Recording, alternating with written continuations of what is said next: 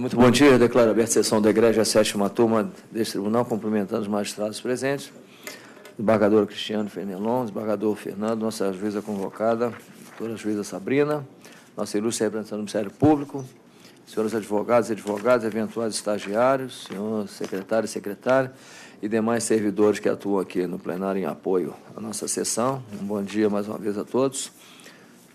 Nós temos um processo adiado, mas antes de passar a palavra ao secretário, eu consulto aos magistrados presentes se podemos ratificar a ata da sessão anterior, sem nenhuma manifestação em contrário, declaro aprovada por unanimidade.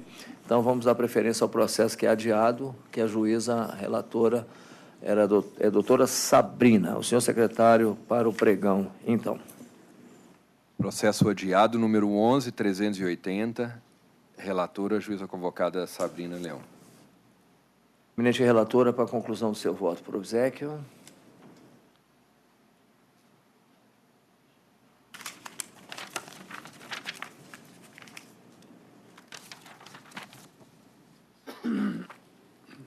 Recurso interposto pela ré e, no mérito, nego-lhe provimento. Conheço o recurso ordinário interposto pelo autor e, no mérito, dou-lhe parcial provimento para conceder ao demandante os benefícios da justiça gratuita, afastar a aplicação dos termos da Lei 13.467 no tocante às questões de ordem material e para determinar que, quanto aos temas de ordem processual e de natureza híbrida, devem ser observadas, caso a caso, as diretrizes consolidadas pelo Coleno TST na Instrução Normativa 41/2018, afastando a condenação do autor ao pagamento de honorários sucumbenciais aos patronos da ré. Condenar a ré a pagar ao obreiro por todo o período contratual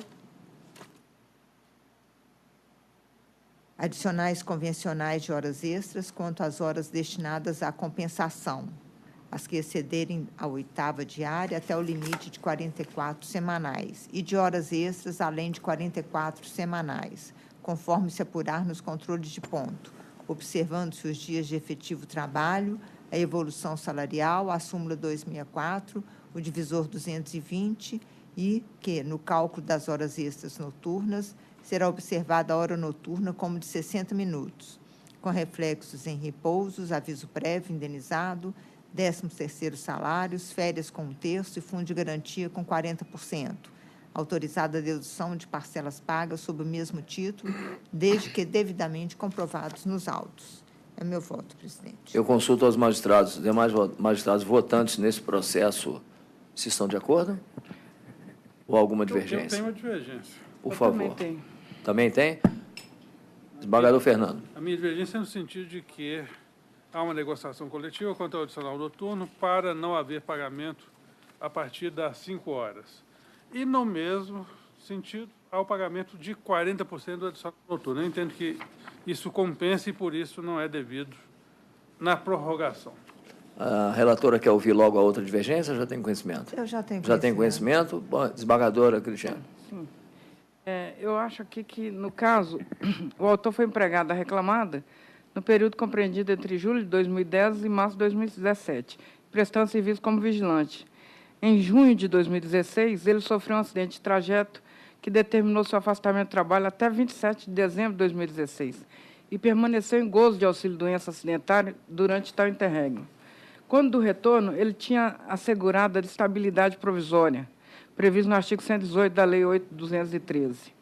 Durante um ano, ou seja, até 27 de dezembro de 2017, ele estava sob estabilidade provisória. Sucede que, em 12 de janeiro de 2017, ele firmou carta escrita de próprio punho, por meio do qual renunciou à garantia de emprego, documento que firmou assistido pelo sindicato profissional. 10 dias mais tarde, em 23 de janeiro de 2017, o autor recebeu comunicação de dispensa sem justa causa, com indicação de que o aviso prévio deveria ser trabalhado. Aqui está se discutindo a validade da renúncia à garantia de emprego. Como se nota, o reclamante afastou-se do trabalho em gozo do auxílio acidentário. Em junho de 2016, nessa mesma época, em meados de junho, foi encaminhado para avaliação psiquiátrica. O relatório revela que o autor esteve em acompanhamento psiquiátrico de julho a novembro de 2016. e retornou ao trabalho em junho de 2017, quando reiniciou o tratamento. Embora não tendo sido apresentado atestado médico referente ao início de 2017, ele retornou ao tratamento psiquiátrico. É certo que ele iniciou gozo de auxílio-doença em março de 2017. Em seguida, ao termo final do contrato de trabalho. Em controvérsia que tal afastamento deu-se em razão de doença psiquiátrica. O lapso reduzido transcorrido entre o rompimento contratual até a concessão do benefício deixa claro que ele já estava enfermo na época. A própria reclamata admite na defesa que o autor não chegou a prestar serviço após a cessação do auxílio-doença acidentária. Embora afirme que tal se deu por vontade do trabalhador, não produziu essa prova. Vale dizer, tal aspecto deveria ter sido demonstrado pela empresa, pois é situação excepcional similar ao abandono de emprego. Percebe-se que o autor, quando firmou a carta de renúncia, já estava sem trabalhar há mais ou menos 15 dias, sem prova de que o fizesse por iniciativa própria. Ele, se não há prova de que ele deixou de comparecer por sua vontade, a conclusão única é que a reclamada impediu o seu retorno. Razoável, portanto, é a alegação de que a empresa pressionava o empregado para desligar-se do emprego, renunciando à garantia de emprego. Favorecem as alegações da inicial o próprio fato de o autor ser portador de doença psíquica, visto que tal circunstância faz supor a conduta discriminatória afirmada pelo obreiro. Veja-se, conforme a peça de ingresso, após a cessação do benefício previdenciário, a empresa impediu o autor de prestar serviço e pressionou-o a desistir da garantia de emprego. E essa convicção mais se reforça diante da constatação que o autor manifestou a renúncia sem um propósito claro. Limitou-se a mencionar que abria mão da garantia de emprego, mas sem declarar a intenção de deixar o emprego. O fato de o reclamante figurar como sócio de uma sociedade de pequeno porte nada interfere no desempenho das atividades de vigilante por si só. Não configura elemento hábil a comprovar o argumento da rede que o autor queria deixar o trabalho. Mesmo as imagens juntadas, que reproduzem comunicações via WhatsApp, nada atesta sobre a conduta do reclamante. O exame dessa prova não foi identificado o destinatário da mensagem e as imagens constantes da conversa não estão visíveis, impedindo a apreciação sobre o tema central da conversa. O depoimento prestado ao juízo, o reclamante, em momento algum, afirma ter tido interesse no rompimento do vínculo empregatício. Ao contrário, informa não queria ser dispensado do emprego. E disse ainda que elaborou o termo de renúncia sob ditado do gerente do RH da RE, somente assinando o termo, pois estava com depressão e sua família passando necessidade. A circunstância de o autor ter dito que, se não assinasse o documento de renúncia, não seria mandado embora, revela um impasse a que chegaram as partes, mas não traduz confissão quanto ao interesse em deixar o emprego. Na verdade, não se sabe ao certo qual seria a conduta da empregadora, que seguramente não desejava o prosseguimento do contrato e pressionava o autor para desligar-se. De mais a mais, percebe-se que o magistrado de primeiro grau não chegou a investigar tal aspecto, limitando-se a registrar que ouviu o reclamante a fazer tal afirmativa. Do demonstrativo de pagamento do mês de janeiro de 2017, consta um desconto de R$ 1.736,43 a título de ausências do empregado, comprovando que no mês posterior ao término do benefício previdenciário, o autor não recebeu qualquer valor a título de salário. Do mesmo modo, afere-se por meio da documentação juntada aos autos que o autor somente voltou a receber salários após a assinatura do termo de renúncia, o que demonstra a coação econômica que ele sofreu.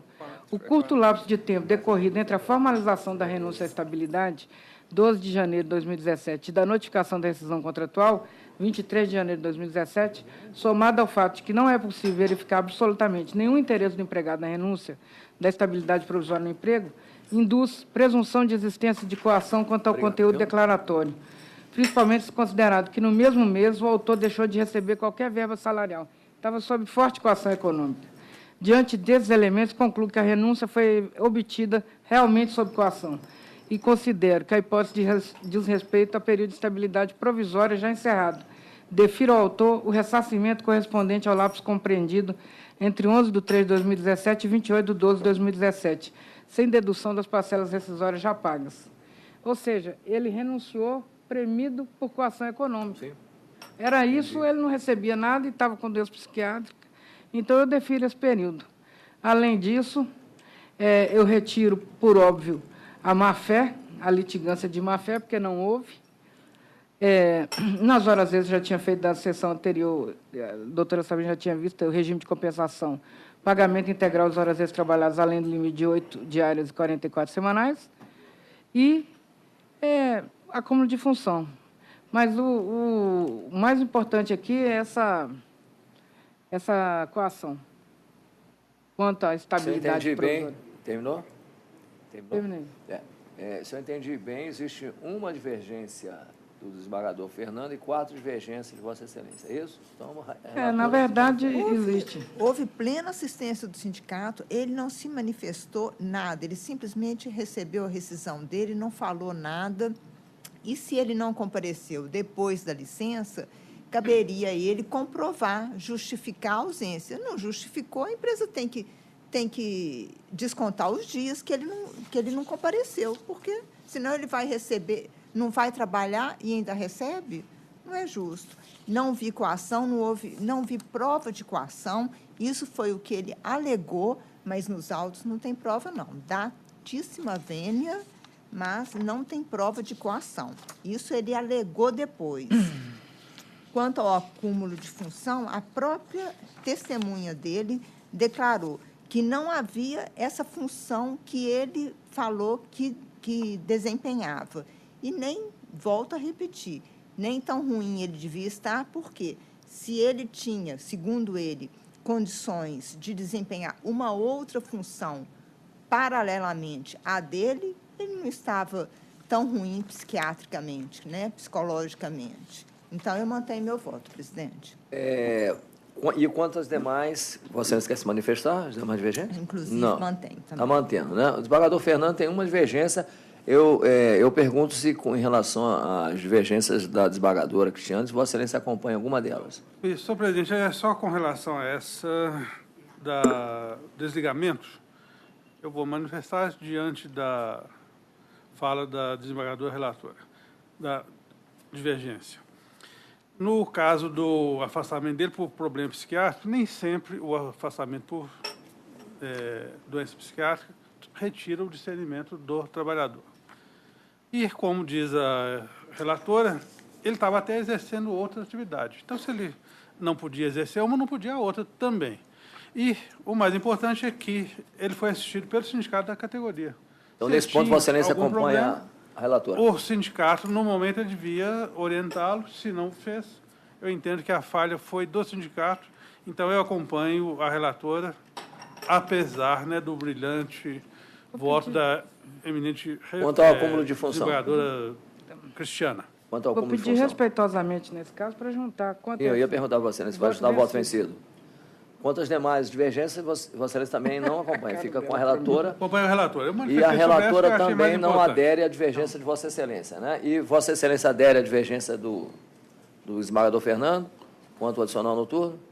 Não, as divergências são diferentes, né? São diferentes, é. O adicional noturno é porque há negociação coletiva e pagamento superior em 40%, para compensar, inclusive, Já a paga o prorrogação. adicional de 40 para o excesso após as 5, em norma coletiva. E Vossa Excelência, então, aí continua com a relatora, então, desembargadora? Continuo. Então, entendeu, Gilberto? Aí também Vencido já... ambos, Tá? O advogado está presente? Entendeu o resultado, então? Bom, então, assim se decide, prevalece o voto da relatora nos demais tópicos que não foram objeto da divergência. Aí, a desembargadora Cristiane juntará voto vencido. Tem um mecanismo lá no PJE, mas eu mesmo não sei bem, não. Vou ter que consultar. Nós informamos a senhora. Vou consultar lá no Desembargadora. O negócio não é fácil, não, viu? Já vou avisando. Não é fácil, Doutora Cristiane. não, já vou avisando. Doutora Cristiane, depois a gente resolve isso, não tem problema, não, tá? Já está constando, vai constar, tá? A gente depois vê eu vejo com o Pedro também, como é que a gente pode... Eu vou consultar lá. Mas não é É impossível. você que tem que fazer. E assim se decide o seguinte, vamos... doutores, nós vamos dar prioridade à sustentação oral à distância em função do nosso sistema, viu? É uma recomendação do tribunal, no sentido de que o sistema não pode ficar muito tempo ligado, então peço a compreensão de Vossas Excelências. Só tem um pedido de preferência na pauta física. Tem uma preferência aqui na pauta física, então vamos fazer a preferência da pauta física, Pauta física, número 3 da pauta, processo número 1145-2013. Relator, desembargador Paulo Roberto. Revisora, juíza convocada Sabrina Leão. Inscrito, advogado Guilherme Teixeira de Souza. 3 da pauta física. Vou abrir.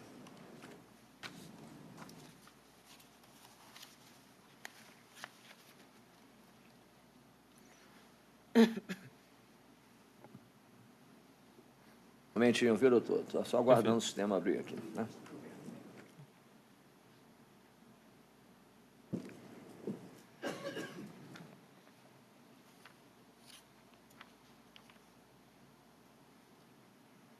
Doutor, eu vou à conclusão do voto Perfeitamente, excelência. e a conclusão é no seguinte sentido: eu não conheço do recurso interposto pelos reclamados ante a sua deserção. Conheço dos reclamantes, mas no mérito nego o provimento. Com a palavra, caso entenda necessário. Doutor, bom dia. Perfeito, excelência. Excelentíssimo senhor desembargador presidente, demais companheiros da outra turma, a questão da deserção reconhecida pelo eminente relator se vem ao fato de um dos tópicos trazidos no recurso ordinário, na qual requer também o reconhecimento da justiça gratuita em relação aos ora recorrentes, reclamadas. A justiça gratuita foi aplicada tanto pelos reclamantes, nas condições em que também foram apresentadas pelas reclamadas, ou seja, conjuntadas as declarações de pobreza das partes, e na qual, na ocasião, foi deferido o reconhecimento da justiça gratuita aos reclamantes, o que pede também, com a devida vênia, o mesmo peso em relação ao deferimento da justiça gratuita das reclamadas. Excelência, eu só saberia se aguardo a ultrapassagem preliminar. Que eu vou pôr a preliminar em julgamento, doutor. Perfeito, excelência. Aqui é só esclarecendo aos demais votantes a questão. Nós temos recomendação da Corregedoria Geral quanto a isso, e houve a modificação que o depósito recursal não pode ser feito mais na conta do FGTS, e sim na conta de depósito judicial. Mas, salvo engano da minha parte, eu vou por uma questão de justiça, me parece que eu vi uma decisão recente, esperando isso aí. Mas o ato é da Corregedoria. Eu não sei, não lembro de se foi qual turma do TST, né? Mas a regra, doutor, é essa, né? A regra que era feito o depósito recursal na conta do FGTS. Mas mudou-se, a partir agora, né, da lei, mudou-se exigindo que se faça na conta de depósito judicial à disposição do juízo. E o depósito foi feito de forma incorreta. Por isso que eu, em preliminar, arguí a deserção do recurso.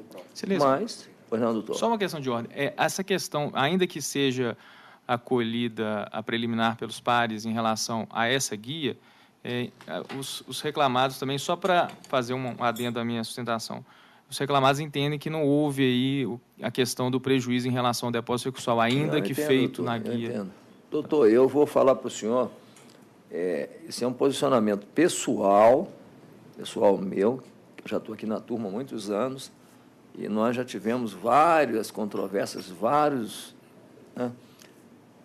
discussões a respeito da questão do depósito recursal, aquele negócio do valor ínfimo, que tudo é simulado, né? Então, mas aqui no caso, nós temos uma norma da Corregedoria, pós-lei, falando que tem que ser feito o depósito recursal na guia própria sob pena de deserção mesmo, né? Então, eu só estou colocando para o senhor que o posicionamento meu, eu estou seguindo aqui o que diz a norma, né? Uhum. Mas, particularmente, isso é outra coisa. O meu posicionamento particular é outra coisa. Eu estou seguindo aqui o que determina a lei e a Corregedoria. Eu, particularmente, acho que não deveria ser assim. Mas doutor. Mas, como não voto sozinho, eu consulto demais votantes contra a preliminar, como votam. Presidente, eu também já vi decisão do TST, poucas, raras, admitindo esse depósito. Porém, eu prefiro seguir a norma e a lei. Então, estou acompanhando o voto do eminente relator. Acuso o recebimento de memorial, presidente. Eu até que falo no voto, doutor, tá? Que aqui não se incide a regra do artigo 1007, parágrafo 2º do CPC. Que aí é complementação, né? Que seria complementação, caso também não é o caso. Equívoco, né? É a guia imprópria, e ainda tem a questão. Então, essa vota nesse processo também. Isso, apesar do rigor parecer ser excessivo, senhor presidente, mas nós já examinamos diversos casos anteriormente. Exatamente, eu faço. Exatamente nesse sentido. Então, eu acho menção a isso também. Que não há como modificar, né, porque seria até casuísmo se modificássemos. Então, eu também acompanho. Entendeu, doutor? Então, só para esclarecer o senhor, claro, o advogado não está em julgamento, né? Mas nós estamos aplicando aí a 13467, 2017, que, em cima da própria lei, a Corregedoria estabeleceu uma regra, né? É de um provimento que nós não podemos nos afastar dela, né? Excelência, só questão também, só questão processual, no caso aí, a gente não caberia nem análise também do pedido de justiça gratuita, no caso? Não, doutor. Não. É a pessoa jurídica, doutor. A pessoa jurídica, nós só deferimos, né? É outra discussão também, imbricada na nossa turma aqui, que é natural isso, né?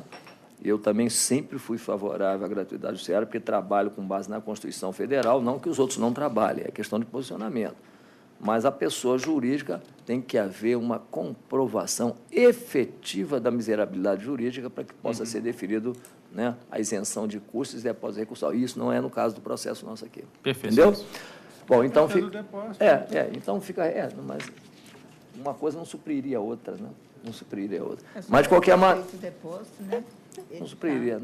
Ele já fez, exatamente. Eu não quis falar isso, doutor, porque só o fato de se ter feito o depósito recursal afasta a discussão da gratuidade judiciária, você entendeu? Uma coisa leva a outra. Bom, então fica rejeitada a preliminar e assim se decide, vai prevalecer, então, o voto na forma exposta, doutor, tá bom? Obrigado. De qualquer forma, bom dia. De qualquer forma, obrigado pela concessão da antecipação. Obrigado. Obrigado, doutor. Bom trabalho a você. Obrigado, tchau.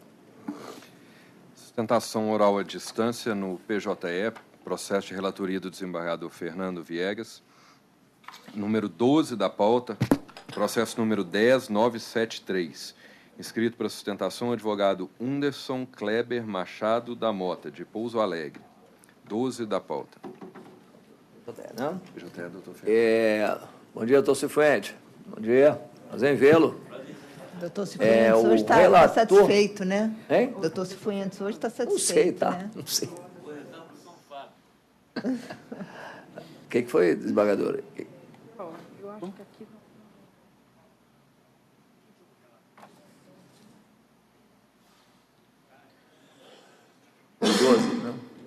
Isso eu analisei essa divergência, mas entendi que não se aplicava porque já está julgado o outro caso.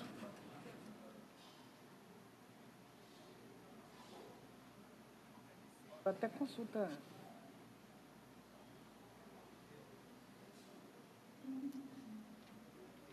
Que eu não abri ainda.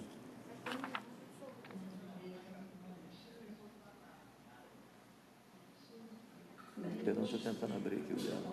Fernando. Pauta normal, né? Não é? Pauta normal, é.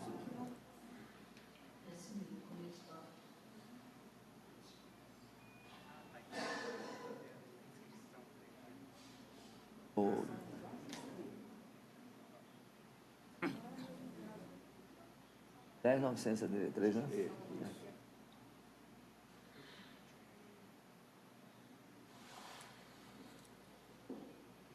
Doutor Jorge já julgou?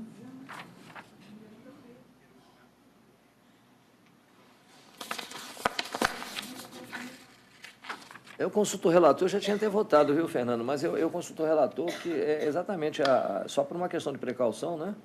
Como está levantando aqui a desembargadora, né?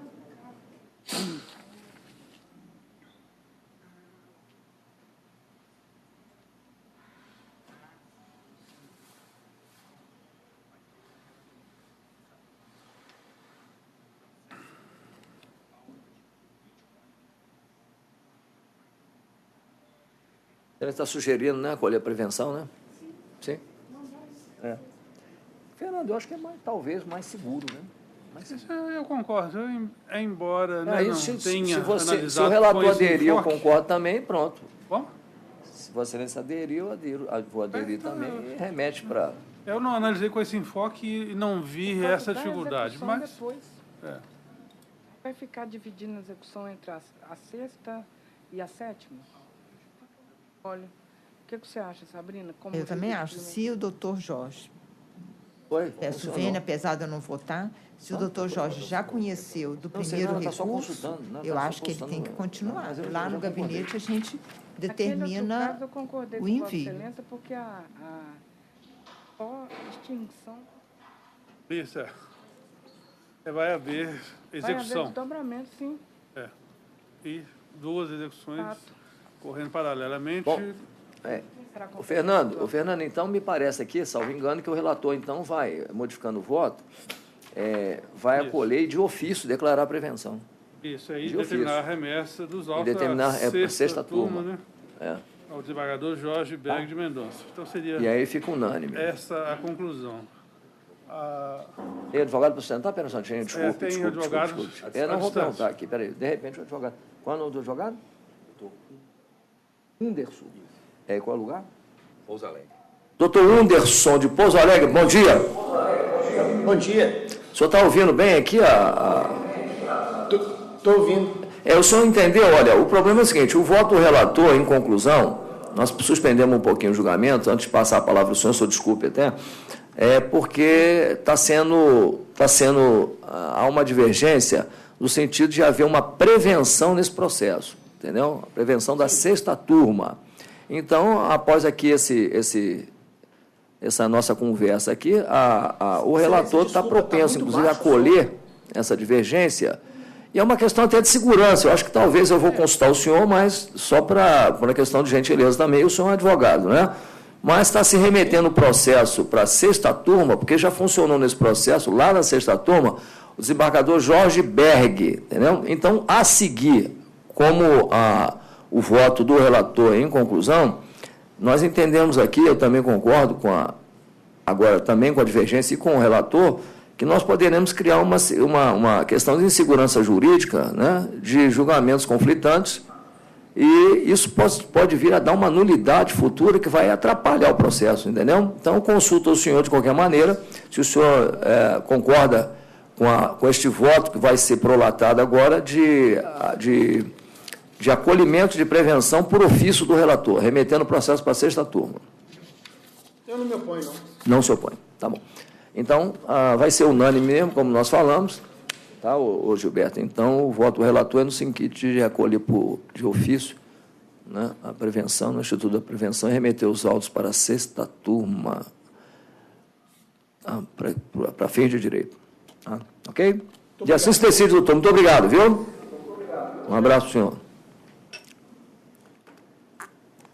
Número 14 da pauta, relator desembargador Fernando Viegas.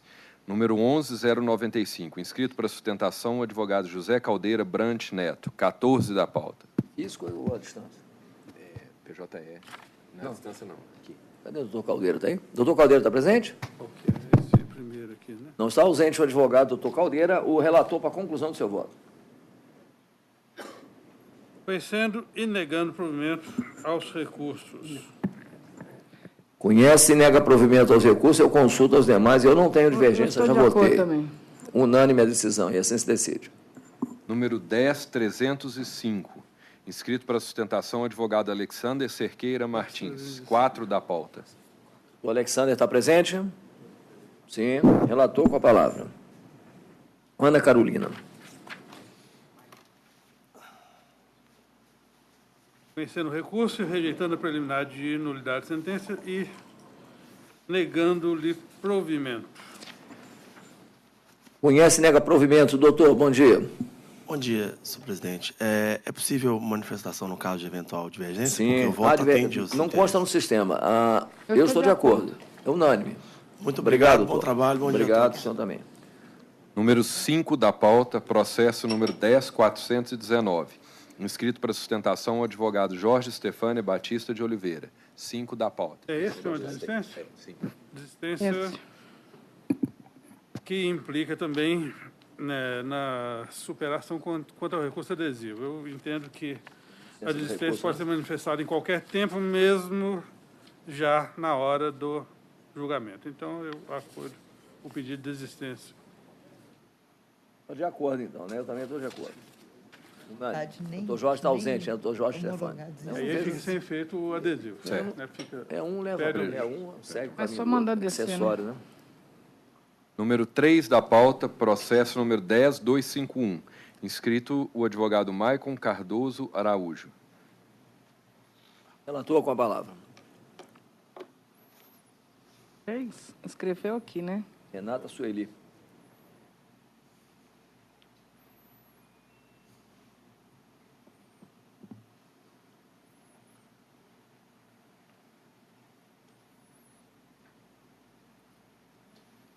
Conhecerem negando provimento ao recurso da ré e dando parcial provimento ao do autor para isentar do pagamento dos honorários periciais que serão pagos na forma prevista na resolução. Resolução 66/2010 do CSJT, bem como da condenação ao pagamento dos honorários advocatícios sucumbenciais. Bom dia, doutor. Bom dia. Bom dia, senhor doutor. presidente. Bom dia, senhores. Com a devida vênia, gostaria de pedir para que os demais votantes não corroborassem com o entendimento de Vossa Excelência. De forma sucinta, o juiz de primeiro grau ele deferiu o vínculo empregatício com a recorrente. Contudo, nobres julgadores, é sabido que são necessários, conforme o artigo 3º da CLT, os requisitos de onerosidade, não eventualidade, subordinação e pessoalidade para que seja configurado o ato de empregado e seu empregador. Contudo, conforme percebemos até nas provas juntadas nos próprios autos e também pelas próprias testemunhas, tanto da parte recorrida quanto da parte recorrente, que o trabalhador, o prestador de serviço de transportes, ele poderia se fazer substituir diariamente até pelo seu próprio pai, o que foi confirmado pelas próprias testemunhas. Nesse caso, o nosso entendimento é de que não havia um requisito principal da pessoalidade. Além disso, também não existiria o requisito da exclusividade, já que também ficou confirmado que existiam outros funcionários com relação ao recorrido. Então, nesse sentido, ele também poderia não ter a prestação de serviço somente de forma exclusiva para a recorrente. Nesse dilema, a empresa vem pedindo vênia para que não seja deferido novamente o vínculo de emprego, seja reformada a sentença de primeiro grau. Caso não seja esse o entendimento de Vossas Excelências, requer que, pelo menos, a data de início da prestação de serviços seja diversa da que foi informada pelo recorrido. O recorrido informou que iniciou os serviços em 12/1/2013. Contudo, em nenhum momento, conforme era seu ônus, ele trouxe provas aos autos para poder comprovar sua alegação. Nesse sentido, a data de 2/8/2013 pede vênia para que seja a data de início da prestação de serviços do obreiro. No mais, pede a reforma da decisão de primeiro grau para que seja provido o recurso em sua totalidade. Pois não, doutor, muito obrigado. O relator. Senhor presidente, a questão da relação de emprego, admitida a prestação de serviço, cabe ao reclamado fazer a prova, que não fez. Ao contrário, as testemunhas, inclusive, apresentadas pela própria empresa, trazem os elementos que configuram o vínculo empregatício. E as datas eu mantenho porque não foram também alteradas nas provas produzidas. Então, eu mantenho a minha proposta tal como proferido o voto. De acordo. Mantido o voto pelo relator, desembargadora Cristiane. De acordo com o relator. Eu peço também vênia ao ilustre advogado, doutor, aqui que esta era matéria de prova, né? E a prova oral, inclusive, com depoimento do próprio preposto da reclamada, induziu, evidentemente, ao reconhecimento do vínculo empregatício. Então, cumprimentando a Vossa Excelência pela sustentação percussiente, mas eu também estou acompanhando o relator e proclamo que prevalece a unanimidade o voto, viu? Obrigado. Bom dia, doutor. Bom dia aos senhores. Bem-vindo. Índio. Processo de relatoria da desembargadora Cristiana Fenelon, número 19 da pauta, processo número 11.438, inscrito para sustentação oral o advogado João Braulio Faria de Vilhena, 19 da pauta. Desembargadora Cristiane, seu voto. Conheço dos recursos, no mérito, nego provimento ao apelo da reclamada, dou provimento ao recurso do reclamante, para acrescer a condenação, pagamento das horas extras trabalhadas resultantes do intervalo intrajornada, parcialmente suprimido, conforme critérios fixados nos fundamentos que fazem parte integrante dessa conclusão. Acresço a condenação, o valor de 30 mil, com custos adicionais de R$600 a cargo da ré. Doutor João Braulio está presente, ausente, prossigo o julgamento. Eu estou de acordo. De acordo, presidente. Doutora Sabrina, de acordo, e assim se decide. Esse é o número 19, né? É o 19. Número 7 da pauta, processo número 10.276, inscrito para sustentação, advogado Hugo Lopes Pereira Coelho Paim, 7 da pauta.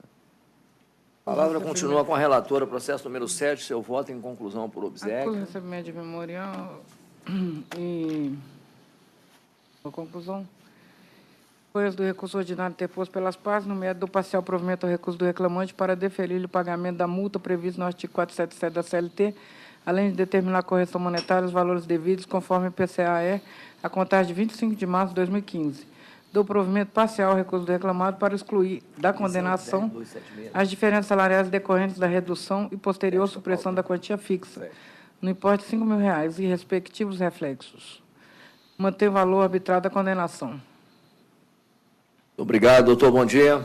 Bom dia, senhor presidente. Se houver uma convergência, senhor presidente, é desnecessária Não consta no meu sustentação. sistema aqui divergência. Eu estou de acordo. Doutora Sabrina. Presidente, eu acuso o recebimento de memorial pelo reclamante. E estou de acordo também. Também unânime, doutor. Muito obrigado, senhor presidente. Obrigado a todos. Seguinte. Número 14 da pauta, uma sustentação oral à distância a partir de Juiz de Fora. Processo número 11005. Inscrito para sustentação, o advogado Guilherme Nogueira Santos. 14 da pauta. Relatora com a palavra. Conheço dos recursos no mérito, nego de provimento. Conhece, nega provimento. Juiz de Fora está... Cadê o Juiz de Fora? É Juiz de Fora? Cadê o Juiz de Fora? Juiz de Fora está nos ouvindo? Perfeitamente, excelência. O senhor ouviu a conclusão do voto, doutor?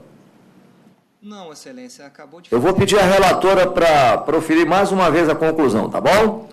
Perfeitamente, obrigado. Embargadora. Conheço dos recursos e nego-lhes provimento. Conhece dos recursos interpostos e nega-lhes provimento. O senhor vai sustentar? Sim, excelência, por favor. Pois não, com a palavra, doutor. Excelentíssimo senhor presidente, na pessoa de quem eu cumprimento esta douta mesa julgadora, ilustre representante do Ministério Público do Trabalho, ilustres colegas e servidores presentes, um bom dia. A respeito das regras de custeio do plano de saúde e odontológico, excelência, eu solicito a atenção para o fato de que o recorrido ele sempre esteve ciente quanto às condições do seu plano de saúde, inclusive no que se refere aos índices de reajuste que incidiram sobre as mensalidades que foram feitas após o seu desligamento da empresa recorrente. Nesse aspecto, a prova documental produzida nos autos, que foi carreada juntamente com a contestação, dela consta a carta assinada pelo reclamante que foi juntada aos autos sob o título Solicitação de Permanência. Esse é um documento, excelência, que ele é disponibilizado a todos os colaboradores da empresa e que estão sendo desligados da empresa a fim de que informem se eles pretendem optar pela permanência como beneficiário do plano de saúde e desde que observadas as condições e requisitos previstos no artigo 31 da Lei 9656, ou seja, eles já estavam cientes de que no momento do seu desligamento, no momento da sua aposentadoria, eles custeariam integralmente o plano de saúde. E é imperioso destacar ainda que a respeitável sentença ela se olvidou por completo de um importante aspecto fático que, inclusive, foi amplamente comprovado pela perícia que foi juntada aos autos a título de prova emprestada. E o fato é o seguinte, a hora recorrente ela não é responsável pela fixação de valores das mensalidades do plano de saúde e odontológico. É o que se infere, inclusive, da resposta ao quesito número 1 formulado por essa recorrente na perícia, em que o perito disse a administradora do plano, Bradesco Saúde e Bradesco Dental, é que é responsável por inserir a atualização pela faixa etária. Por esse simples fato, excelência, a pretensão do reclamante ela teria sido julgada improcedente em face da hora recorrente MRS, porque, afinal de contas, ela não tem qualquer responsabilidade pela fixação de preço das mensalidades do plano de saúde e odontológico. Essa é a sustentação oral, portanto, peço pelo provimento do recurso ordinário enviado pela MRS. Muito obrigado. Obrigado, doutor. Relatora. O reclamante contribuiu para o plano de saúde desde 97, por um período superior a 10 anos. E todo o tempo de custeio do plano do Bradesco Saúde é válido para os fins previstos do artigo 31 da Lei 9.656, de 98. Após o desligamento do emprego, em 16 de 10 de 2015, a opção pela manutenção do plano, a cobrança do valor das mensalidades passou a ser calculada por faixa etária, alterando significativamente a forma, conforme confessa a segunda reclamada em seu recurso ordinário. Não se reveste de validade a conduta das empresas consistente na majoração dos valores cobrados para o custeio do plano de saúde do autor. Essa alteração contratual é bastante lesiva, uma vez que o referido dispositivo legal assegura claramente que o benefício será mantido nas mesmas condições de cobertura assistencial de que gozava quando da vigência do contrato de trabalho, não fazendo qualquer menção à existência de mensalidades por faixa etária. Tal dispositivo legal não autoriza a interpretação dada pelos reclamados, no sentido de ser mantida a mesma cobertura de tratamento, mas com índices diferenciados dos empregados ativos, pois a finalidade da norma é garantir as mesmas condições de cobertura assistencial vigentes à época do contrato de trabalho, mediante o mesmo pagamento da contribuição mensal, sob pena de se inviabilizar a permanência do plano. Data vênia e respeitosamente mantém o voto. Está mantido o voto pela relatora. Eu sou revisor, peço vênia ao advogado. A matéria, inclusive, já é de conhecimento, né? A matéria que é recorrente aqui na turma. Eu estou acompanhando o voto da relatora, doutora Sabrina. Também acompanho, presidente. Doutor, unânime a decisão, ouviu? Muito obrigado, excelência. Obrigado, um abraço para o senhor e para todos aí em Juiz de Fora, viu? Obrigado. Obrigado, igualmente. Obrigado. Número 9 da pauta, processo número 10385. Inscrita para sustentação, a advogada Silvia Daniele de Oliveira Alves. 9 da pauta. Não, esse é presencial. Relatora, número 9. Eu conheço do recurso, ordinário interposto pelo reclamante, rejeita a preliminar de nulidade por cesseamento de defesa no mérito, dou provimento ao apelo para declarar a existência de vínculo empregatício entre as partes a partir de 16 de novembro de 2015. Devendo os reclamados retificar a CTPS do autor, fazer constar a data de admissão referida, pagar o 13º salário, férias com o terço, fundo de garantia de todo período não registrado. Declara a rescisão indireta do contrato de trabalho, condenando as réis solidariamente ao pagamento das verbas rescisórias correlatas, que aqui cito, tudo como se apurar em liquidação com base no salário mensal de R$ 1.500, bem como a da baixa no contrato, na carteira de trabalho do reclamante, com data de 27 de abril de 2018. Determina a entrega de guias ao obreiro, TRCT, CDSD, pena de indenização substitutiva dos benefícios não recebidos por sua culpa, para cumprimento das obrigações de fazer fixo o prazo de 10 dias contados da intimação específica, pena de multa diária de R$ 100 até o limite de R$ 1.500, declara aqui a natureza das verbas, autorizo a dedução dos valores comprovadamente quitados nos autos sob idênticos títulos, eleva o valor da condenação para 25.000, com custas de 500 pelas reclamadas. Só isso. Obrigado. Bom dia, doutora. A senhora é pela recorrente? Sim, pelo recorrente. Pois não? Há interesse? Não, não tem interesse não? de sustentar, não. Eu estou acompanhando a relatora e a doutora Sabrina. Também, presidente. Também, unânime, doutora. Obrigada, já que é convergente, tá bom? Bom dia, boa tarde. Bom dia. Prazer em vê-lo. Processo de relatoria da juíza convocada Sabrina Leão. Número 22 da pauta, processo número 10.901. Inscrito para sustentação, advogado Daniel de Souza Araújo Lima. 22 da pauta. Relatora, conclusão do voto.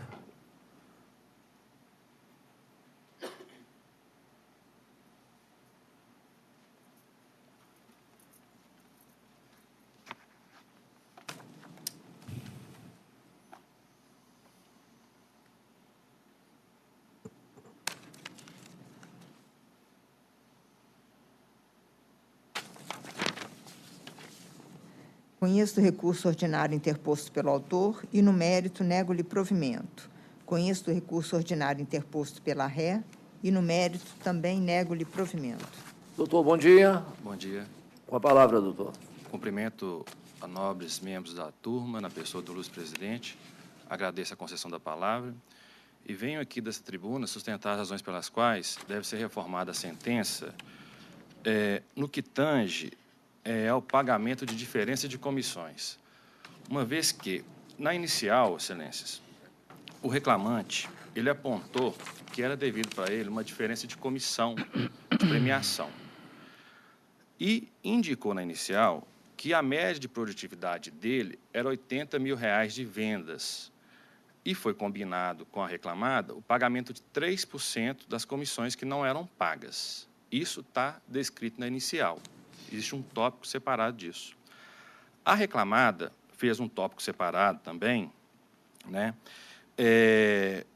sobre a remuneração de diferença de comissão, folhas 239 do processo.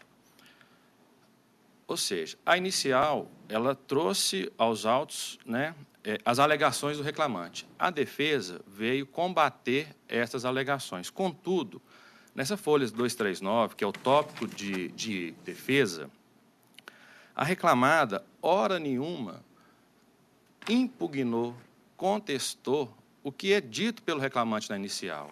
Os limites da defesa sobre o tema comissão, ele é muito genérico. Ele, hora nenhuma, combateu os R$80 mil de vendas do reclamante, os 3% indicado na inicial, sequer falou é menos ou é mais e qual é o valor, tanto na comissão, tanto como na média de produtividade do reclamante. A título de informação, eu trago dessa tribuna que essa premiação, essa comissão, ela era paga de forma variável nos próprios recibos de pagamento do reclamante. Contudo, a reclamada, por ser detentora da prova, ela não trouxe isso aos autos, como que era pago, que forma que era, se era 3%, se não era, se era 2%, se era 1%, se o reclamante vendia 80 mil, 70 mil, 30 mil, quanto que ele vendia, mas fez a defesa de forma genérica, não impugnou, não contestou, não refutou, e deixou isso para a instrução.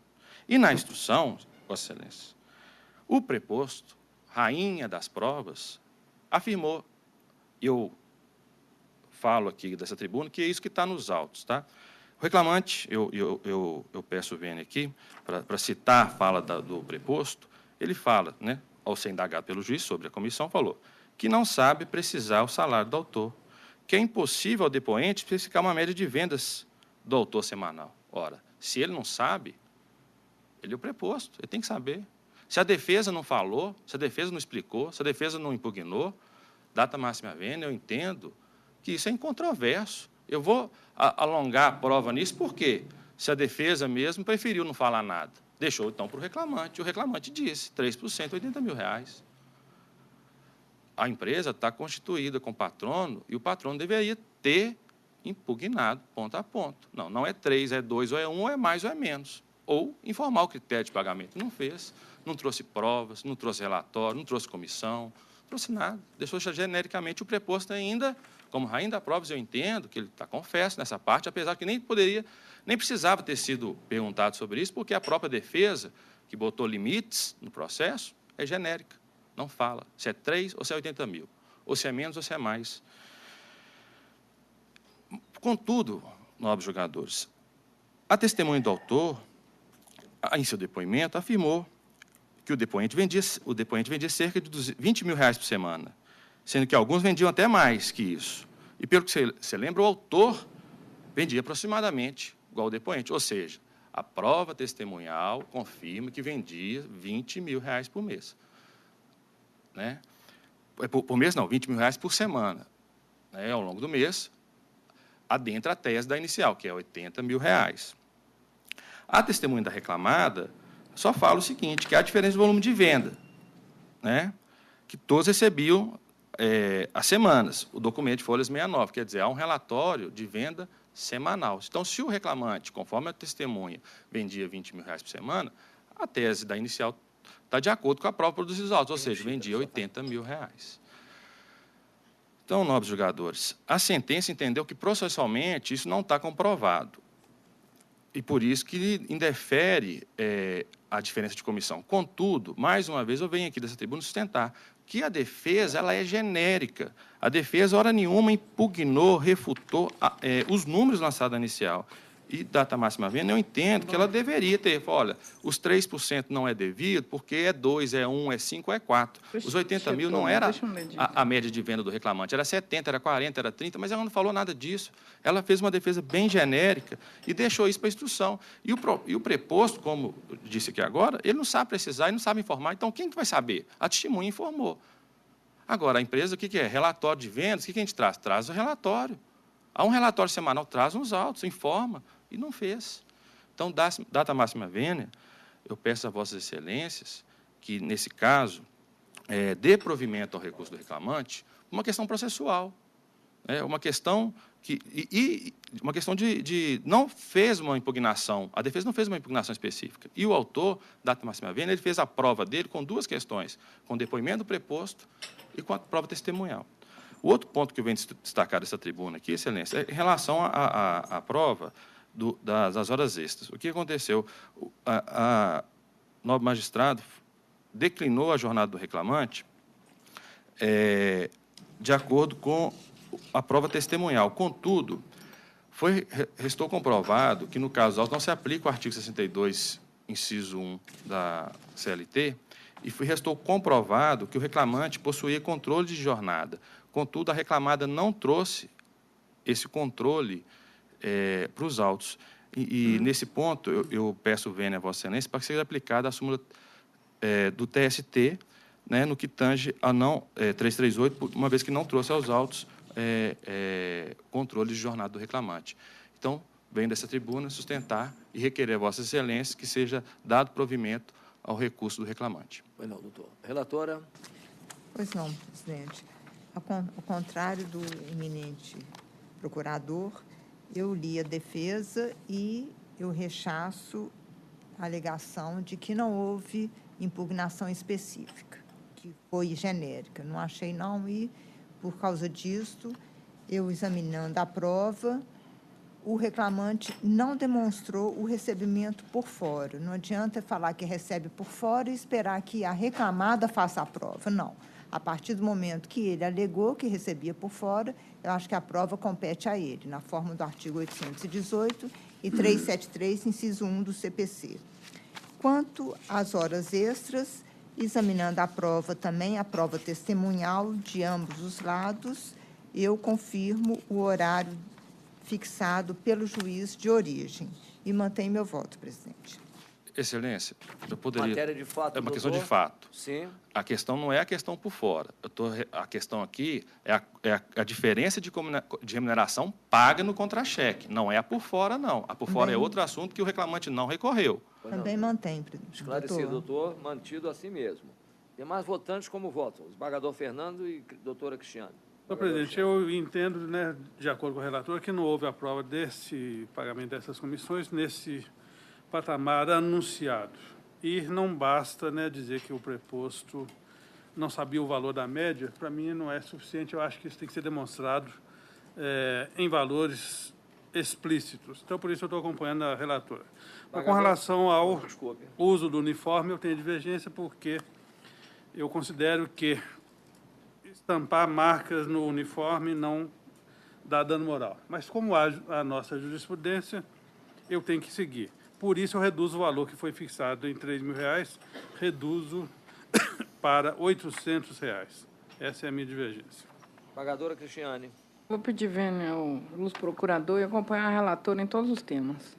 Então, prevalece, doutor, o voto da relatora, vencido parcialmente o ilustre desembargador Fernando no tópico da divergência, que era a redução do valor do dano moral pelo uso de logomarca. E assim se decide, doutor. Bom dia. Bom dia. Obrigado, viu? Obrigado. Bom dia a todos. Bom trabalho. Seguinte, para o senhor também. Número 11 da pauta, processo número 10.317, inscrita para sustentação, a advogada Rosa Maria Almeida Martins. 11 da pauta. Relatora, número 11. Esse aqui tem uma... Eu tenho uma pergunta, porque uma apesar... da doutora A advogada está presente? Apesar do tribunal aqui ter decidido que havia prejuízo em face desse incidente de recurso de revista repetitiva no TST, da acumulação dos adicionais, para nós julgarmos o nosso aqui, existe esse recurso de revista repetitiva no TST. Eu estou sobrestando.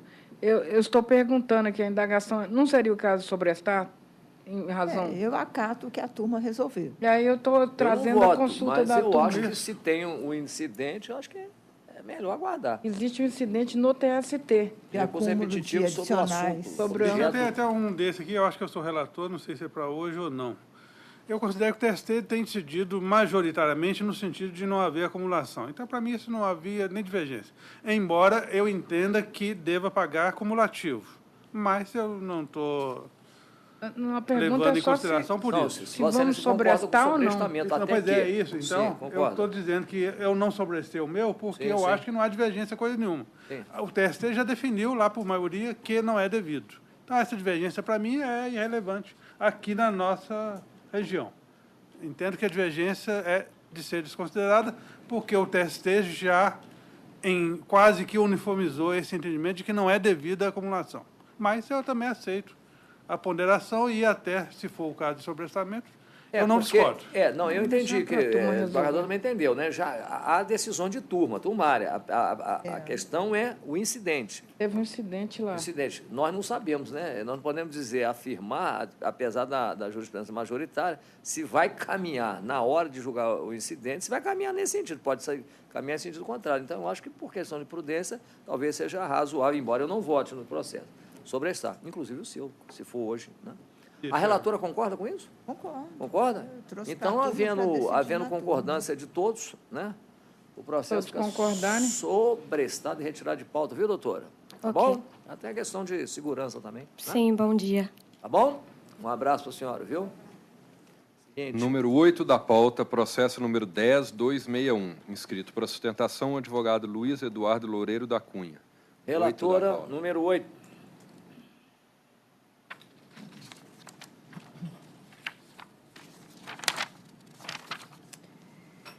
Conheço do recurso ordinário interposto pelo autor e, no mérito, dou-lhe parcial provimento para conceder ao autor os benefícios da justiça gratuita, bem como para reconhecer a existência de vínculo de emprego entre o obreiro e a ré, por todo o período de prestação de serviço, a contar de 7/6/2006. Determina o retorno dos autos à origem para que seja proferida nova decisão, como se entender de direito, relativamente aos pedidos formulados na inicial e reiterados em recurso ordinário, prejudicada a análise das demais matérias ventiladas no recurso ordinário interposto pelo autor, devendo ser renovadas em momento oportuno, após proferida a nova decisão, caso necessário. Bom dia, doutor. Bom dia. O senhor é advogado do autor? Sou advogado do autor. Bom dia, só cumprimentá-los primeiro. Pois não, bom dia, agradecer a oportunidade. Eu gostaria de ouvir o voto. Há divergência nesse processo? Eu estou de acordo. Todos unânimes. Muito obrigado. Obrigado, doutor. Bom dia para todos, bom trabalho. Retorne seus autos à instância de origem. Número 13 da pauta, processo número 10.344. Inscrito para sustentação, o advogado Sérgio Fernando Pereira de Pinho Tavares. 13 da pauta. Processo número 13, relatora. Conheço do recurso interposto pela reclamante e, no mérito, nego-lhe provimento. Conhece e nega provimento. Doutor Sérgio, está atrás da pilastra. Está lá atrás da pilastra, não é não? É o senhor ou não? Não. Doutor Sérgio está ausente? Há divergência? Estou de acordo. De acordo. Unânime. Seguinte. Número 38 da pauta, processo número 12.161. Inscrito para sustentação, o advogado Juliano Copelo de Souza. Relatora. 38 da pauta. Conheço do recurso interposto pelo autor e, no mérito, nego-lhe provimento. Conhece e nega, doutor? Gostaria de manifestar em caso de divergência, excelência. Há divergência? Estou de acordo. De acordo. Unânime, doutor. Bom dia, muito obrigado. Obrigado. Sustentação oral à distância a partir de Uberlândia. Número 4 da pauta, processo número 10.062. Inscrita para sustentação, a advogada Vera Couto Ferreira. Doutora, bom dia. Está nos ouvindo? Uberlândia? Bom dia, excelência. Perfeitamente. A relatora vai proferir a conclusão do voto, tá bom? Sim. Doutora Sabrina, por obséquio. Pois não. Vou pegar no final aqui.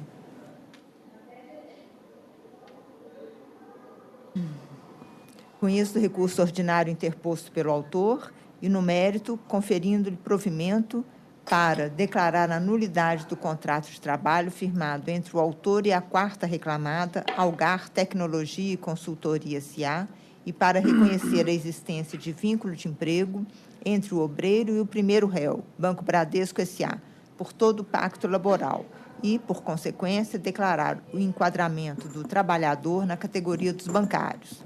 Determina o retorno dos autos à origem para que seja proferida nova decisão, como se entender de direito, relativamente aos pedidos formulados na inicial e reiterados em recurso ordinário, considerando o vínculo de emprego com o Banco Bradesco S.A., primeiro réu, e a condição de bancário do autor. Prejudicada a análise das demais matérias ventiladas no recurso ordinário interposto pelo autor, devendo ser renovados em momento oportuno, caso necessário. Doutora, deu para ouvir a conclusão do voto? Perfeitamente, aguardo o voto divergente. Sim. Há divergência? Estou de acordo. De acordo. Unânime, doutora. Obrigada, bom dia. Um abraço para a senhora e para todos aí de Uberlândia. Será dado, excelência. Obrigado. Número 26 da pauta, processo número 11.128. Inscrito para sustentação, o advogado Felipe Leite de Melo Ferreira Cansado. 26 da pauta. Relatora continua com a palavra.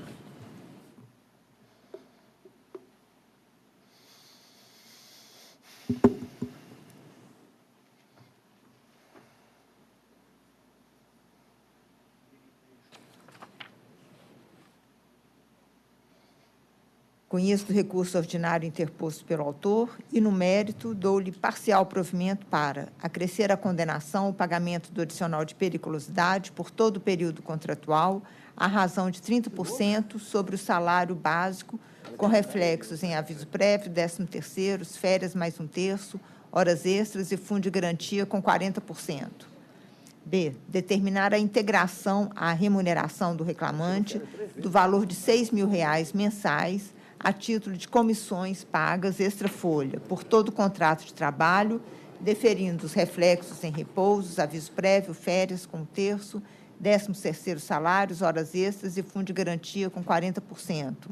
C.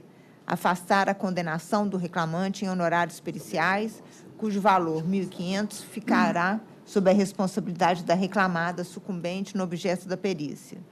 Conheço do recurso ordinário interposto pela ré, salvo quanto aos pedidos de exclusão dos feriados laborados em dobro e da repercussão das horas extras em repousos, e o conjunto nas demais parcelas de direito, e quanto às altercações relativas aos honorários advocatícios por ausência de interesse recursal.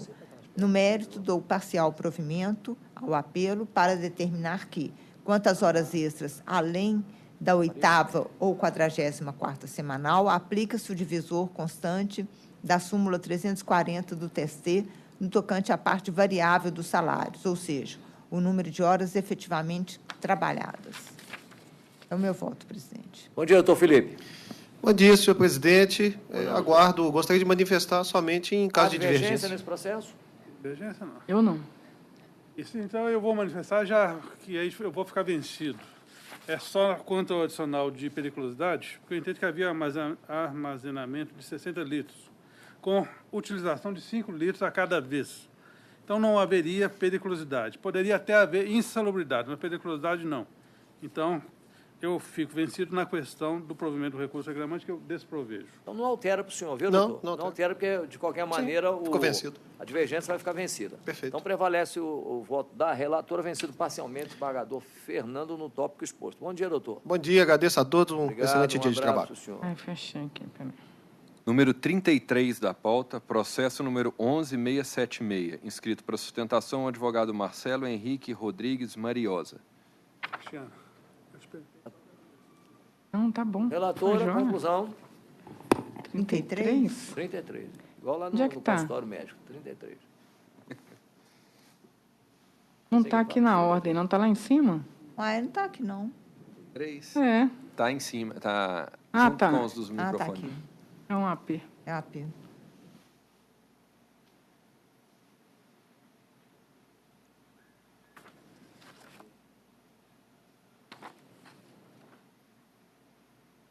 Conheço do agravo de petição interposto pela terceira embargante, Valdirene Santana Dias, e, no mérito, dou-lhe parcial provimento para fixar que o valor da causa é o valor do débito atualizado da dívida exequenda, até o limite do valor do bem penhorado.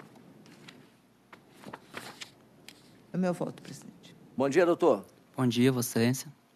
A palavra, caso necessário, doutor. Primeiramente, gostaria de cumprimentar a todos, especialmente o doutor Paulo Roberto, que foi, inclusive, meu professor na Faculdade de Obrigado, Direito. doutor. Prazer em vê-lo. Manifesto aqui a minha gratidão e as minhas homenagens. Precisa ter gratidão, doutor. Bom, em sede preliminar, a agravante aí está rogando pela concessão dos benefícios de justiça gratuita. A agravante entende que o simples fato de ter adquirido o imóvel levado a penhora não autoriza a presunção de que a mesma tenha condição econômica atual favorável para ilidir a concessão dos benefícios da justiça gratuita. É bom destacar que nem sempre a reclamante recebia apenas um salário mínimo, mas com a crise advinda. É fato também que, desde março de 2017, a agravante, na função de balconista, recebe apenas um salário mínimo. Então, com base no princípio constitucional da inafastabilidade do Poder Judiciário e também no que disciplina a própria CLT, a agravante roga pela concessão dos benefícios da justiça gratuita. No mérito, é possível verificar nos autos que está incontroverso que a agravante registrou o imóvel perante o cartório de registro de imóveis anteriormente ao registro da penhora na matrícula.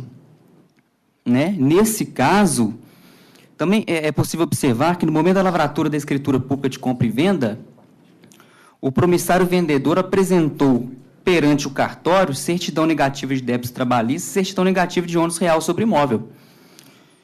Isso aí, Vossa Excelência pode observar nos autos do processo eletrônico, nas folhas 22 e 23. Dessa forma, a agravante entende pela aplicabilidade da súmula 375 do STJ, no caso concreto, segundo a qual, para o reconhecimento de fraude de execução, é necessário 2 elementos. A prova ou o registro da penhora, que no caso concreto não existe, né, no momento da venda não existiu esse registro, ou a prova inequívoca da má-fé da terceira embargante. Né? No caso concreto,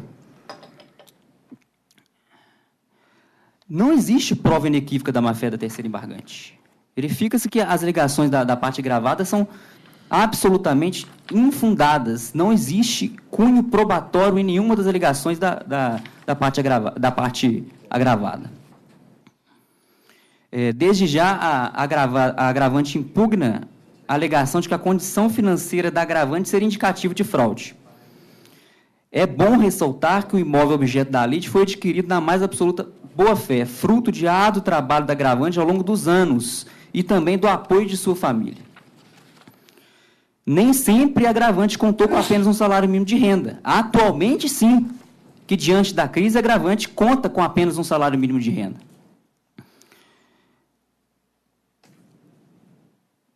Então, é interessante também ressaltar que o valor da compra do imóvel, ao contrário do que pretende fazer crer o agravado na contraminuta, está condizente com o valor do mercado também. O valor do mercado guarda consonância com o valor do mercado, principalmente se levarmos em consideração alguns fatores como os tempos de crise financeira, a localização do imóvel em área pouco valorizada em pequena cidade, longe de grandes centros e, principalmente, a autonomia da vontade conferida pelo Código Civil aos particulares de livremente realizarem negociações. Concluindo essa sustentação, a agravante confia no provimento do agravo de petição, invocando a seu favor o direito constitucional à propriedade privada, a presunção da boa-fé, o princípio da segurança jurídica, o fundamento constitucional da dignidade da pessoa humana e o entendimento simulado o entendimento da súmula 375 do STJ. É isso. Obrigado. Muito obrigado, doutor. A relatora quer se manifestar? Sim, presidente. Quanto à justiça gratuita, eu, apesar de deferir algumas vezes, mas, conforme a lei exige, a necessidade de prova inequívoca da condição de hipossuficiência econômico-financeira. E, nos autos, eu não vislumbrei essa prova. Quanto ao bem propriamente dito, sem entrar na boa-fé da terceira embargante, o problema é que ela adquiriu o bem em 5 de abril de 2017, do executado. E, nesta época, já tramitava em desfavor do executado essa ação trabalhista que foi proposta em 6 de outubro de 2015. E ele não tinha outro bem para saldar essa reclamação. Então, eu entendo que houve, sim, fraude de execução. E eu mantenho meu voto, presidente. Mantido o voto pela eminente relatora, eu consulto. Eu tenho divergência quanto à justiça gratuita, porque existe um contrato de trabalho, carteira de trabalho da terceira embargante aqui, está em aberto o contrato, admissão em 1/3/2017, remuneração R$ 937, pagamento mensal, balconista.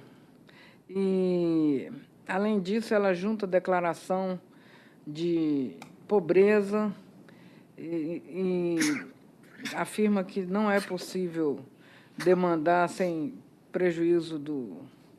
Ela realmente ganha um salário mínimo, eu entendo que é pobre no sentido legal. Eu defiro a gratuidade de justiça, sim, para ela. Provimento nesse sentido. É. Pagador Fernando. Senhor presidente, eu acompanho essa divergência e amplio aí, no caso, para excluir o pagamento dos honorários advocatícios. For fixado em 5%, parece. Então, se ela tem justiça gratuita, não tem que pagar honorários. Então tá. A relatora não vai manter, né? A relatora mantém. Tem. Então, Quero saber com relação aos honorários, a doutora Fenelon. Os honorários... A relatora fica vencida no tocante ao provimento para deferimento da gratuidade judiciária, ampliado pelo desembargador Fernando, abrangendo os honorários. Eu estou naquela situação. Os honorários é o... Como é que fala? A inibição da demanda, do demandismo desenfreado. Mas aqui, nesse caso... eu acho que eu vou acompanhar o doutor Fernando, porque não é esse caso, o caso aqui é de defesa, né? Então, não é de demandismo, é de defesa dela. Aí eu vou acompanhar, tá? Nesse caso. Excluindo também. Está excluindo também os honorários advocatícios. Só nesse caso. Então tá, nesse caso específico. Porque na hora que então, a relatora foi vencida exatamente nesse tópico. Quanto ao mérito, não há divergência, não é isso? Não. Doutor, e então assim se decide, viu? Deu para o senhor entender direitinho? A divergência foi acolhida no sentido... quer dizer, acolhida não, prevaleceu no sentido de afastar, então, tá? Definir a gratuidade judiciária, afastando os honorários advocatícios. Tá bom? Muito obrigado. Prazer em vê-lo, parabéns, viu? Continue assim. Um abraço. Inscrição para assistir o julgamento. Peraí, relatora... também tem por outro fundamento, porque foi ajuizado antes da lei, né? Foi ajuizado então, antes. por esse fundamento, para não ficar muito contraditório com o meu entendimento. Não, tá certo. Não mudou nada, doutor. Tudo bem? Só uma questão de fundamentação. Só. Uma inscrição para assistir o julgamento. Relatora juíza convocada Sabrina Leão.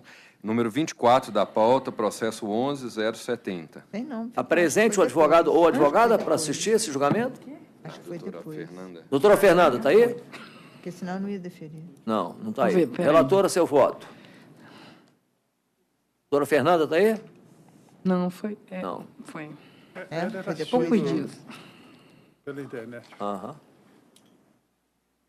lá?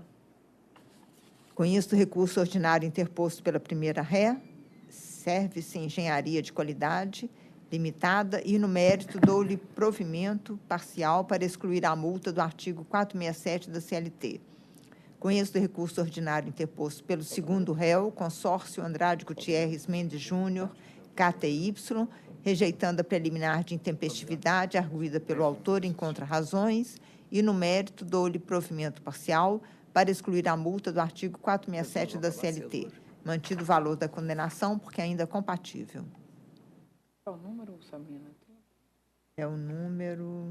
Agora já é 24. 24. Pagador Fernando, está de acordo? Estou de acordo. Unânime.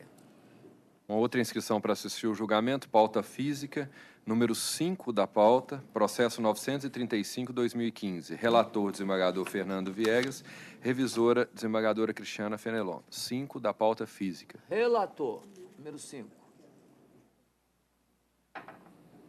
Estou conhecendo os recursos no mérito, negando provimento ao patronal e dando parcial provimento ao do reclamante para acrescer a condenação adicional de insalubridade em grau médio, 20% sobre o salário mínimo, desde a admissão até 12 de agosto de 2014, com reflexo no saldo de salário, horas extras, adicional noturno e FGTS. E também a indenização substitutiva pelo não fornecimento do lanche, que ora arbitra em R$ 6,00 por dia, devendo ser considerados para liquidação apenas os dias em que o reclamante elaborou mais de 2 horas extras por dia, de acordo com o controle de jornadas apresentado aos autos. Inverta os ônus dos honorários periciais que passam a ser da reclamada. Majora o valor da condenação de 20 mil para 30 mil reais, com um custo de 600 reais pela reclamada. A divergência unânime. Encerrada a sustentação, vamos... eu gostaria, em nome da turma, cumprimentar... Cadê? Já foram embora? Então, eu ia cumprimentar lá os estagiários da FUMEC. FUMEC, né? Bom, foram cumprimentadas mesmo assim. Vamos encerrar a pauta física. Há divergência em algum? A física, sim. Hoje. Vai ficar vencido. O 8 é vencido, doutora Presidente. Cristiane. Oi. Vamos cumprimentar e mandar o ofício para a FUMEC falar que saíram antes da hora. Ele faz jogar, voltam correndo. Está vencido. Ah, e a da Sabrina, uma divergência no processo da Sabrina, no físico. Físico. A desembargadora Cristiane, tá. Ah, daquela leizinha, né? 7.238/84 fica vencida parcialmente. Isso qualquer 8. Número 8. Eu não aplico o Aquela lei, aqueles 30 dias Também antecedentes não da contei direito, dispensa. não. 30º dia, ainda que não conte com a projeção, dá no dia 1º de maio. Então, não é no trintídio. Aí fica aquele negócio, não é no trintídio, não passou... Não há divergência nenhuma? Já era Bom, com salário novo. podemos fechar a pauta física, porque não há mais Fechado. divergência. Vamos ao PJE. Vamos ficar, termina a sala, doutora Sabrina, estava aberto logo. PJE? É no PJE. Então, o primeiro vai ser o 18.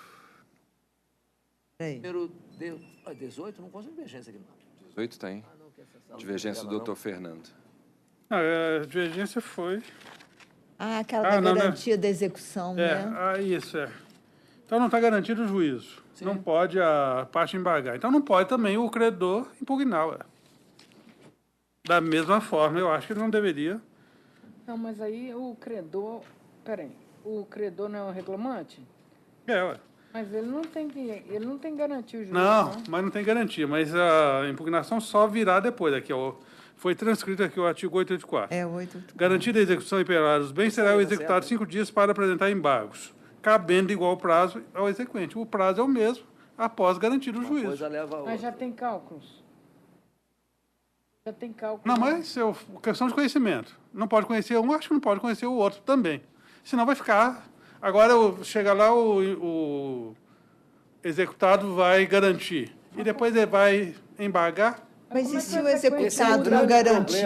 Ele não vai ter o exame da impugnação. Mas esse é o grande problema não que ela vai falar. Nada, porque fica sobrestada. Eu não garanto. Eu não garanto, fica parado o processo. Mas então eu acho que para efeito prático, vamos conhecer os dois e até rejeitar o do executado. Senão... É porque são critérios diferentes. Uma vez feitos os cálculos, o exequente tem direito de impugnar. Não, mas aqui, segundo o artigo aqui, não.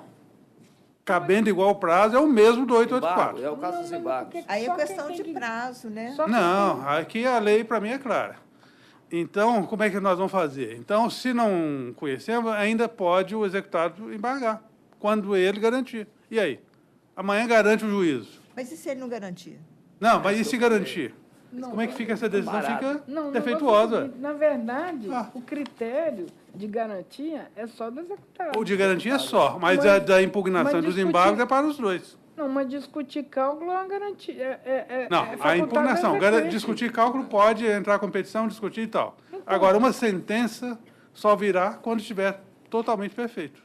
Não, a sentença vem da impugnação. A sentença é parcial. Porque, então, o executado pode ainda garantir e pode ainda embargar. E aí? Como é que fica? E se essa sentença for conflitante com a outra? Não, mas quando o grande problema, Fernando, o grande problema é o seguinte, que é lá o 884, seus parágrafos, não seus 5 parágrafos. O problema é que você pode pegar, de repente, um executado de má fé e ele não garante nunca. Fica parado, o processo fica parado, como é que faz? Isso, e aí o exequente quer impugnar os cálculos, né? Quer impugnar os cálculos. Ele tem a lei dá saída para ele, sim. Pois é, mas fica sem relevância isso aqui, porque o executado pode ainda embargar. Bom, eu não voto, aí vocês que decidem. Não, pode participar. Ele até pode. Para convencer. Né, ele até vai poder o executado pode ainda embargar, e aí, se ele embargar? Não, aí é o seguinte, na hora que o exequente impugna os cálculos, o executado ele tem a contraminuta aqui em cima. Ele pode responder a impugnação. Não, eu se fosse o juiz, inclusive, deixava... Hein? Eu, se fosse o juiz, deixava... Eu examinava a impugnação dos cálculos pelo exequente, tudo bem, tá, e resolvi o problema. Né? Isso. Daria até contraditório mesmo, só dos cálculos. Né? Quando ele embargasse, aí eu usava aquele rigor do parágrafo 1º. Espera aí, pagou, está prescrito, encerra a discussão, a menos que houver uma nulidade. Isso, eu estou só interpretando como está aqui. Eu não me oponho, mas... A execução ocorre por duas vias. Uma delas, com a penhora, garantia e tal. A outra, eu abro o prazo de 10 dias para as partes impugnarem os cálculos e julgo a liquidação antes. E aí só vai caber algumas discussões sobre penhora e tal nos embargos, caso haja a garantia. E agora da não é execução. mais facultativo, né? E não é nem mais que você determina, abre, falar dos cálculos. Tanto é que quando a gente utiliza esse artigo do, acho que era o 872, nem sei, na vara, quando a gente abria prazo para impugnação, a gente primeiro pedia, em geral, para o reclamado apresentar os cálculos. Porque se o reclamado apresenta aqueles cálculos, a gente já parte que aqueles ali estão certos. Pois é, mas então vamos achar a solução. Aí, no caso, amanhã o executado garantiu o juízo.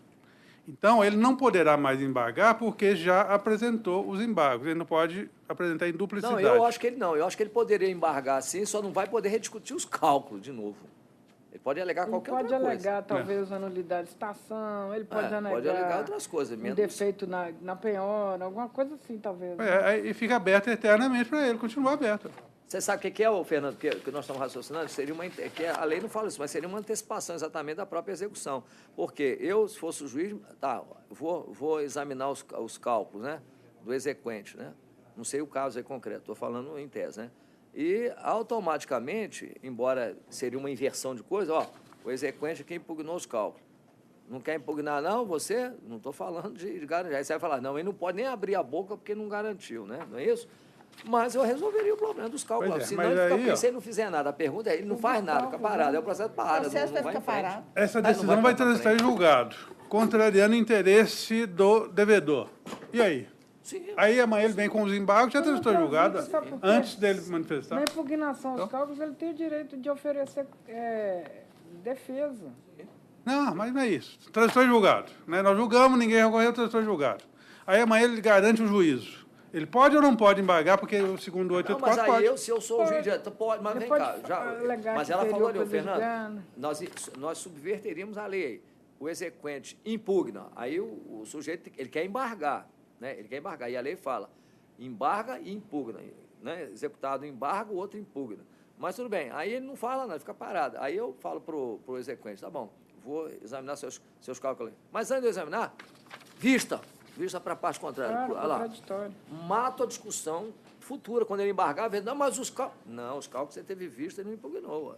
Bom, não, mas e se ele vier impugnar? Sim, mas os cálculos já estão ali, o juiz decide, eu decidia já. E não se oferece nada, nem a penhora. O exequente fala, não, esses cálculos estão todos errados aí. Eu quero impugnar. Pois é. Não, tudo bem. Para mim será uma decisão teratológica, eu vou concordar com ela para efeito prático, mas só para... Porque às vezes, vamos supor, a dívida é de 10 mil. O executado oferece um cálculo feito pelo perito dele de 3 mil. E o exequente oferece um cálculo de 12. Aí o juiz resolve homologar o cálculo de 3 mil do executado. Tem muito juiz que faz isso. Mas se homologar o de 12? Não, mas eu estou falando que ele homologou de 3. Aí o executado fala assim, não vou oferecer nada. Mas se o juiz fosse eu ia homologar o de 12. Eu homologaria o de 12. Mas vamos supor que eu homologuei pela inércia da outra parte. Eu homologuei o de 3. Gente, nós estamos falando de fase de liquidação. Estamos falando de liquidação. Eu homologuei, eu ofereci um de 3, o juiz caiu lá e homologou de 3.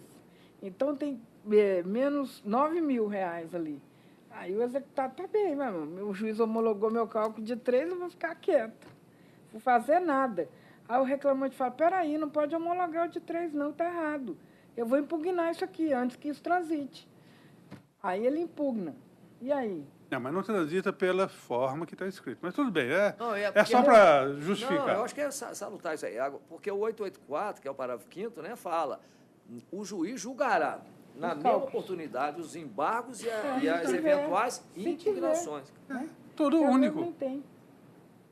Mas eu acho que não há nenhum problema. Para efeito prático, eu acho que está boa a solução. Mas para efeito legal, não.